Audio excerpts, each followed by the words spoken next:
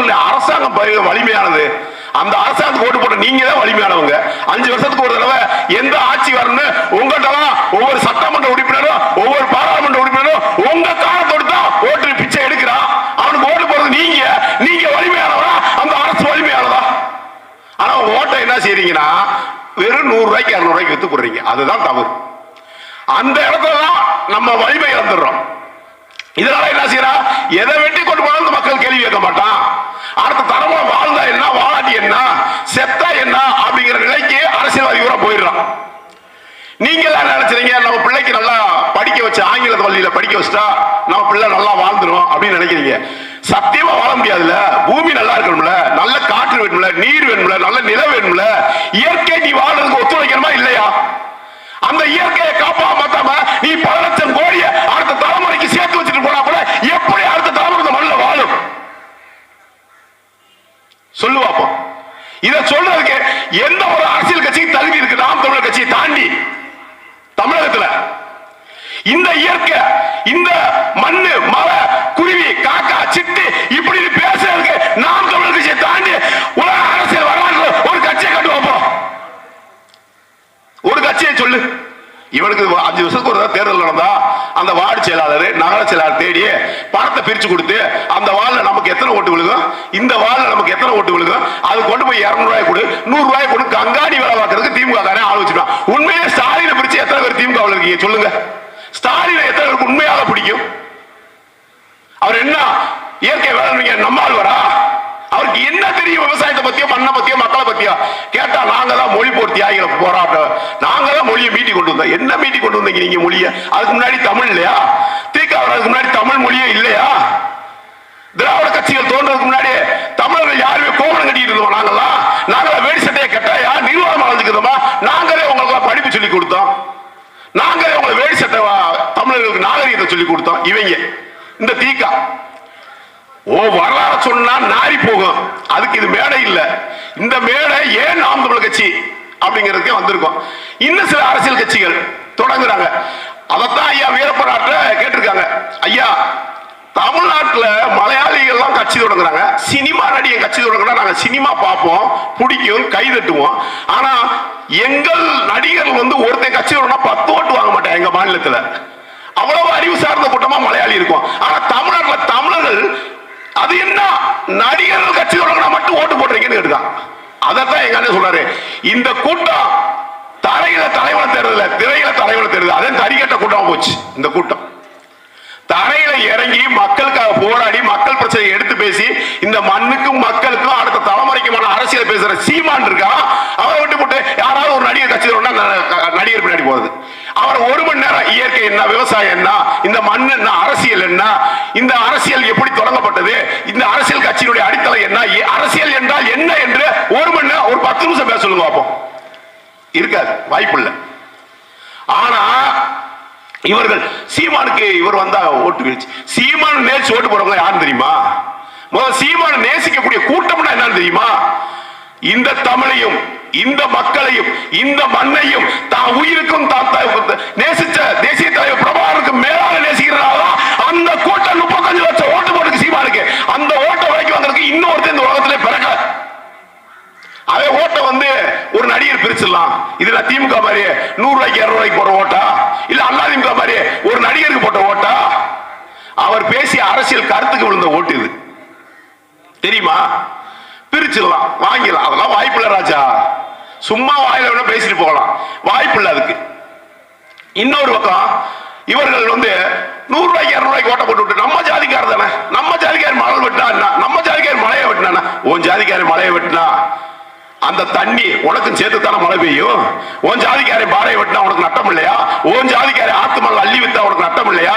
1 inch மணல் வளர 100 வருஷம் ஆகுதுங்கிறாங்க ஆய்வறிஞர்கள், வரலாற்று ஆய்வறிஞர்கள் சொல்றான். 1 இன்ச்சு மணல் அந்த பாறை சிராய்ப்புகள் ஏற்பட்டு அந்த ஆத்து வெள்ளத்துல அடிச்சு அந்த காட்டாத்து வெள்ளத்துகள் அந்த மணலா 1 இன்ச்சு மணல் பரவ 100 வருஷம் ஆகுதுறான்.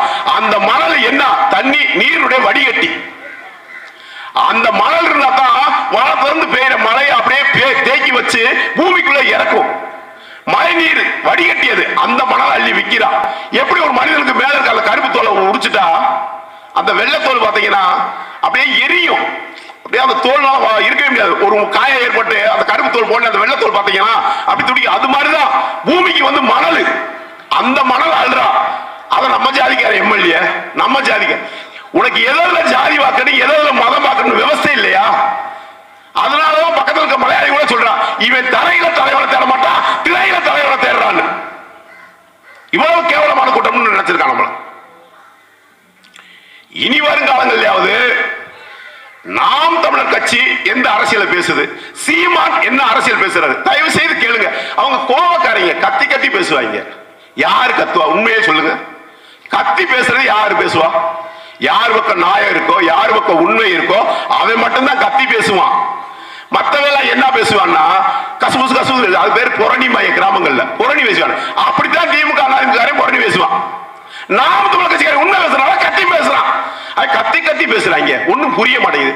நீ டாஸ்மாக் கடைக்கு போகாம நிதானமா உட்கார்ந்தா புரிய போகுது. நீ டாஸ்மாக் கடையில போய் ஸ்டாலின் சார்க புடிச்சு வந்து உட்கார்ந்தா நாம் தமிழர் கட்சிக்காரன் பேசுற இயற்கை அரசு உனக்கு எப்படி புரியும்? சொல்லு பாப்போம்.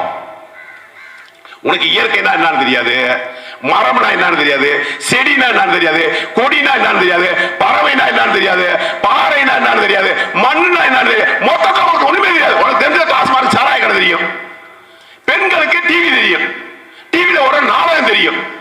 இதோட ஆங்கில வழி கல்வியில என் பிள்ளைய கொண்டு போய் பஸ் ஏத்தி ஒண்ணும். ஆங்கில வழி கல்வியை அறிவுன்னு நினைக்கிறேன். அது ஒரு மொழின்னு உனக்கு தெரிய மாட்டேங்குது. காக்கா பறவையில காக்கா, மயில், குயில், சிட்டுக்குருவி, மைனா, அதாவது மொழியில தான் கத்துது. இவன் மட்டும்தான் எல்லா மொழியிலையும் கத்துறான். மனிதன் மட்டும்தான் அவன் தாய்மொழியை மட்டும் விட்டுறான். அவன் தாய்மொழி தமிழ்ல பேசுனாலே இழிவுன்னு நினைக்கிறான். தமிழை பேசுறது கூட இழிவுன்னு நினைக்கிறான். ஆங்கிலத்தில் பேசினா பெருமைன்னு நினைக்கிறான். எங்க அண்ணன் சொன்ன மாதிரிதான் லண்டன்ல இருக்க பிச்சைக்காரன் இங்கிலீஷ்ல பேசினா பிச்சை எடுப்பியா? அப்ப அது அறிவு வளர்ச்சியா? அது அவன் மொழி, அவன் அறிவாளின்னு அர்த்தமா? அது அவனுடைய மொழி, தாய்மொழி. அவன் பிறக்கிறப்ப இங்க எப்படி குழந்தை பிறந்த அம்மானு கத்துதோ அங்க அவன் குழந்தைய ஆங்கிலத்தான் கத்தி இருக்கும். அதனால அவனோட தாய்மொழி அதான் பேசுறான். நீ ஆங்கிலத்தில் பேச நம்ம பெருசா படிச்சுட்டோம் அப்படின்ற எவ்வளவு கீழ்த்தரமான செயல். இவ்வளவு திராவிட கட்சிகள் மொழி பற்ற அங்க வச்சிருக்கு. ஒரு நடிகர் சொல்லிட்டாராம், தாய்மொழி தமிழ்ல இருந்தா கன்னட மொழி உருவாயிருச்சுன்னு. இருந்தா இருக்குன்னு சொல்லு, இல்லன்னா இல்லன்னு சொல்லு. நீ மன்னிப்பு கேட்கணும், உன் படம் ஓடாது. நாங்க எத்தனை கர்நாடக படத்தை கொண்டு வந்து இங்க ஓட வச்சு 200 கோடி 300 கோடி வசூல் பண்ணி கொடுத்தோம். யார் மொழிபெயர்கள்? நாங்க அனைத்தையும் நேசிக்கிற உயிர்நேயவாதிகள் தமிழர்கள். அதனாலதான் பக்கத்து மாநிலத்தில் இருக்கவெல்லாம் நீ தண்ணீர் ஆட்டியும் பிரச்சனை இல்லாம வாழ்ந்துட்டு போக முடியும் இந்த மண்ணுல. நீ காவிரி தண்ணீர் இல்லையா, கர்நாடகாரன் நாங்க எதிர்பார்க்கலாம், அவன் நண்பனா பாக்குறோம். முல்லை பெரியா தண்ணீர் இல்லையா, மலையாளியை நாங்க மலையாளியா பாக்குறோம்ல, அவனை எங்க நண்பனா பாக்குறோம். பாலாட்டுல தண்ணீர் இல்லையா, ஆந்திரக்காரன் ஆந்திராவா பாக்குறல, அவனை எங்க நண்பனா பாக்குறான். அதனால நீ எல்லாத்தையும் தமிழை அடிச்சா எவ்வளவு அடிச்சாலும் தாங்குவியா அப்படிங்கிறதுக்கு இந்த கமலஹாசன் பேசுற ஒரு பிரச்சனை எடுத்துக்கிட்டு இப்ப நீ பிரச்சனை பண்ற. அதுலயும் ஒரு காங்கிரஸ் தலைவர் 91 மாதிரி ஆயிரும், 91 நடந்த இறக்க மாதிரியே கர்நாடகாவில் ஆயிரும். ஏன்னா நீங்க மட்டும்தான் அடிச்சுக்கிட்டே இருப்பீங்க. நாங்க எப்ப பார்த்தாலும் புத்தர் மாதிரி இயேசுநாதர் மாதிரி அப்படியே கையை கட்டிக்கிட்டு அடிக்கிறது கையை கொடுத்துட்டே உட்கார்ந்து இருக்கணுமா? திருப்பி நாங்க அடிச்சோம்னா தாங்காது. ஏதோ வடிவேலு காமெடிக்கு சொல்ற மாதிரி நினைக்காத. அதுக்கு ஒரே உதாரணம், எங்களது மேலகு தேசிய தலைவர் 20 நாள் ராணுவம்டா, உலகத்துல 20 நாள் ராணுவம்டா. ஒரு நாள் 2 நாள் இல்ல, 20 நாள் ராணுவத்தை கொண்டு என்னுடைய தேசிய தலைவருடைய படையை ஒன்னாக ஒழிக்க முடிஞ்சு. இலங்கைக்கார மட்டும் மயிர கூட முடிக்க முடியாது. என் தலைவர் கேட்டாக்கள் மயிர கூட. அதுக்கு என் தலைவரே உதாரணம். நீ சின்ன சின்ன மாநிலத்தை வச்சுக்கிட்டு தமிழ் அடிப்போம், தமிழை ஆம்பளி பஸ்ஸை தீய கொளுத்துவோம், காவிரியில தண்ணி கட்டா இங்க இருந்து தமிழக டிரைவர் கூட நிர்வாணப்படுத்துவோம் அப்படின்னு நீ நினைச்சுக்கிட்டே இருக்க. இது நீண்ட நாளைக்கு நீடிக்காது. அங்க இருக்கிற சித்தராமையாவில இருந்து அங்க இருக்கிற கர்நாடகா பிஜேபி காரன் காங்கிரஸ் காரன் மொழியில ஒண்ணு அடிக்கிறான். ஆனா இவன் எப்படி நிக்கிறான்னா கட்சி பேச அடிக்கிறான் தமிழ்நாட்டுல. ஏன்னா ஆண்டவர்கள் யாருங்க? தமிழர்கள் பெருந்தலைவர் காமராஜருக்கு பிறகு ஒரு பச்சை தமிழன் தன் மண்ணை ஆண்டாது என்றால் அது பெருந்தலைவர் காமராஜர் தான். அதற்கு பிறகு அண்டை மாநிலத்தில் இந்த மண்ணை ஆண்டி இருக்கிறார்கள். அவ்வளவுதான். நமக்கு மொழிப்பற்று செத்து போச்சு, இனப்பற்று செத்து போச்சு. எது போனா என்ன? டாஸ்மார்க்ல சாராயம் 12 மணிக்கு கடை இருக்குமா? எப்ப கடை இருப்பான்? பிளாக்ல சாராயம் எங்க கிடைக்குது? எங்க சாராயத்தை வாங்கி குடிச்சிட்டு எந்த இடத்துல நாய், பூனை, ஆடு, மாடு மாதிரி துணி இல்லாம ஒரு ஓரம் பிறண்டு படுத்து கிடப்போம். இது உனக்கு கேவலமா இல்லையா? இந்த உலகத்துக்கே அறிவியலையும் வரலாற்றையும் பண்பாடையும்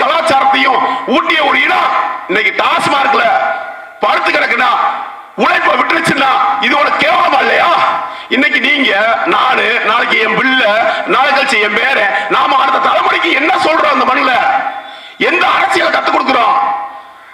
குடிக்கிறது பண்பாடு கலாச்சாரம் ஆயிப்போச்சு. செத்த வீட்டுல குடிக்கிறான், கல்யாண வீட்டுல குடிக்கிறான், பிள்ளைக்கு காதலி விழா குடிக்கிறான், எல்லாத்துக்கும் குடிக்கிறான். அது ஒரு பண்பாடு கலாச்சாரம், மேல்நாட்டு பண்பாடு கலாச்சாரம் மாதிரி தமிழகத்தில் கொண்டு வந்து திணிச்சிருக்கான் திராவிட.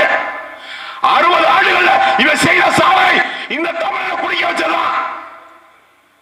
13,000 அரசு பள்ளியை மூடுறாங்க.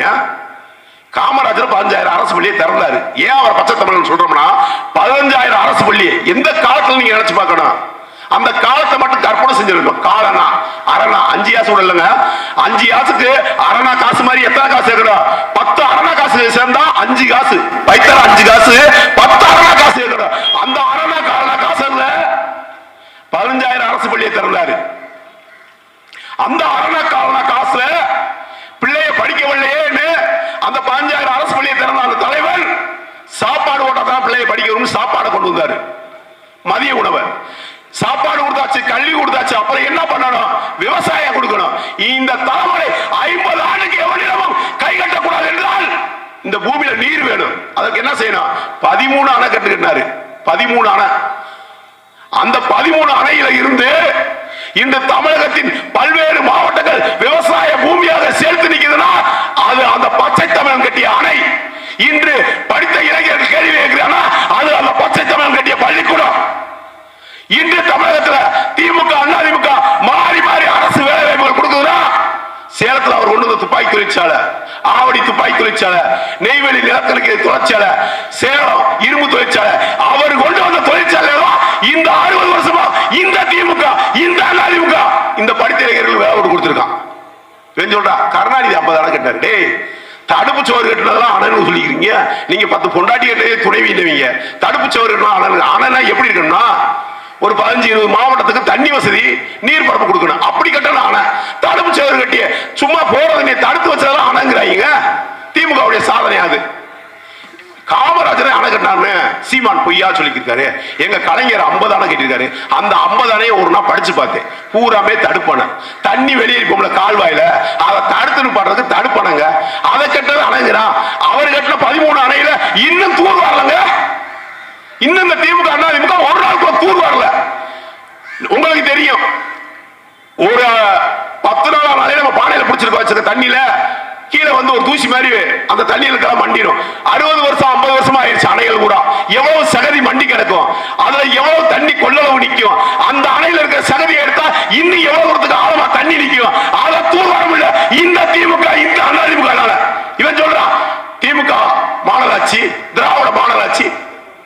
இப்ப பேருந்துல வேற தமிழக பேருந்துல தமிழக அரசு பேருந்து உங்க வரிப்பணம் ஏன் வரிப்பணத்தால இந்த பேருந்து தமிழக அரசு பேருந்து முதலமைச்சருக்கு சம்பளம் கொடுக்கிறோம். ஸ்டாலினுக்கு யார் சம்பளம் கொடுக்குறாங்க? நம்ம தானே கொடுக்குறோம். அப்ப இந்த அரசு யாருக்கான அரசு? தமிழ்நாடு அரசு தானே.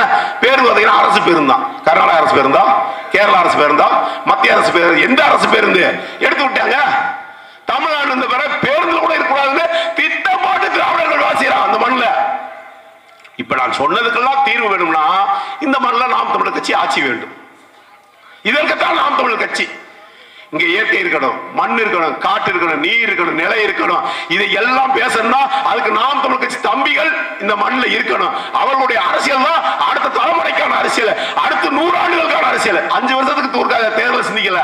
அடுத்த 100 ஆண்டுகளுக்கு ஒரு முறை தேர்தல் வந்தாலும் இந்த மக்கள் 100 ஆண்டுகளுக்கு எவனிடம் கையாண்ட கூடாது என்று தீர்மானிக்கிற ஒரே தலைவர் செந்தமிழ் சீமான். அவன் யாரு? அவன் யாரு? திரைக்கவச்சியை காட்டி அரசியலுக்கு வந்தவனா? ஒரு நடிகரை பார்த்து அரசியலுக்கு வந்தவனா? என்னுடைய தலைவன் மேதக பிரபாகரனை பார்த்து இந்த மண்ணிலே அரசியல் செய்தவன். நீ யார தீவிரவாதி பயங்கரவாதி என்று இந்த மண்ணில் சொல்லையோ அந்த தலைவனவே தலைவனா வச்சு அரசியல் பண்ண எங்கள் அண்ணன் செந்தமிழ் சீமான் 35 லட்சம் வாக்கு வாங்கிட்டு கட்சியை பதிவு பண்ணிட்டா பெரியாரா? ஐயா 60 வயசு 70 வயசு கடந்தவங்களா இருப்பீங்க. அதிமுக, காங்கிரஸ், பாரதிய ஜனதா கட்சி எவனாவது ஒரு கட்சிக்கார கூட்டணி இல்லாம தான் கட்சியை பதிவு பண்ணான்னு சொல்லுவாப்போ. 1977 எம்ஜிஆர் கட்சி தொடங்கினப்ப பெரிய மாயாண்டி தேவாதுன்னு பாட்டுல திண்டுக்கல் ஆங்க அன்னைக்கு கம்யூனிஸ்டோட ஆட்சியை பிடிச்சுதான் அவர் கட்சியை பதிவு பண்ணாரு. காங்கிரஸோட கூட்டணி வச்சுதான் திமுக கலைஞரால அங்கீகாரம் பெற முடிஞ்சு. எந்த கட்சியை எதிர்த்தாரோ அந்த கட்சிகளை எதிர்த்தா தன்னுடைய கட்சிக்கு அங்கீகாரம் முடிஞ்சு. விஜயகாந்த் ஜெயலலிதா கூட கூட்டணி வச்சுதான் 27 எம்எல்ஏ பெற முடிஞ்சு. ஆனா எங்கள் அண்ணன் தன்னுடைய சொந்த கருத்தால என் தேசிய தலைவருடைய புகைப்படத்தை மட்டுமே காமிச்சு ஈழத்துல என்ன நடந்தது தமிழருக்கு என்று சொல்லி 35 லட்சம் வாக்குகளை வாங்கி கட்சியை பதிவு செய்கிற தலைவர் எங்கள் அண்ணன் செந்தமிழ் சீமான். வரலாறு சொல்லுவா போய் எவனாவது என் அண்ணன் வரலாறு பேசுற பூரா யார அறி என்ன பேசுறா வரலாறு சொல்லுவாரு. இந்த மண்ணை பத்தி பேசினாரு, இந்த மக்களை பத்தி யார் தெளிவோட கண்டுபிடிச்சது, யார் கட்டுற கண்டுபிடி, எந்த தலைவருக்காக தகுதி இருக்க தமிழக அரசியல் வரலாற்றுல வரிசையா பட்டியல் வைப்போம். எந்த தலைவனாவது ஒவ்வொரு வரலாற்று ஆய்வாளரை சொல்லி பேசக்கூடிய தகுதி இந்த மண்ணில் எந்த தலைவனுக்கு இருக்கு? அப்படிப்பட்ட தலைவனை விட்டுட்டு தற்குறி பையெல்லாம் தலைவனை தேடாத. அடுத்த தலைமுறை வாழன் தான் நீ நாம் தமிழ் கட்சிக்கு வாக்களிக்கிறது. வாய்ப்பளித்தமைக்கு நன்றி கூறி விடைபெறுகிறேன். நன்றி, வணக்கம். நாம் தமிழர்.